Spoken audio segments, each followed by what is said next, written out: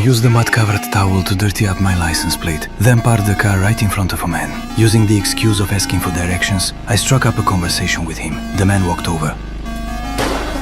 The gun's recoil sent pain shooting through my hand, but after seeing the dead man, I actually smiled as I floored the gas and sped away from the scene. Next, I arrived at my second target's front door and pulled out my pistol, loading it with bullets. Suddenly, a woman started frantically smashing my car window while shouting accusations at me. Before I could figure out what was happening, she yanked open my car door, planning to get in. But she accidentally spotted the gun I'd hidden under a newspaper. Once I realized what was happening, I immediately struggled with the woman for control.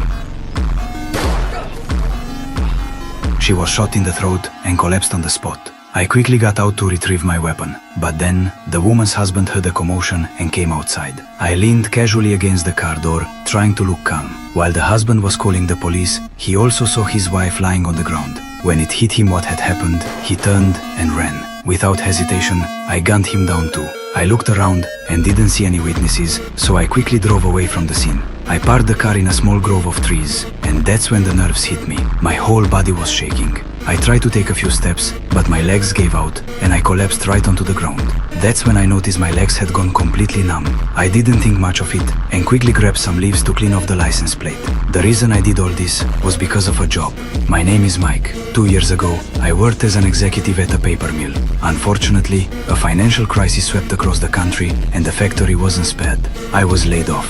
With my excellent skills, I should have been able to find another job quickly. But 2 years passed, and every resume I sent out disappeared into thin air. This threw my life into crisis. Then one day, I suddenly saw a job posting for a paper mill on TV. They were offering great conditions, and it was perfectly matched to my expertise. It gave my family a glimmer of hope, so I went to the interview. Everything seemed to be going smoothly, but to prevent any surprises, I posted a job listing online under the paper company's name. In less than a month, I received a flood of resumes from job seekers. From these applications, I selected 5 competitors whose qualifications matched mine. My plan was simple: eliminate these people, and the paper company would have no choice but to hire me. I went down to the basement and dug out the pistol my father had left behind.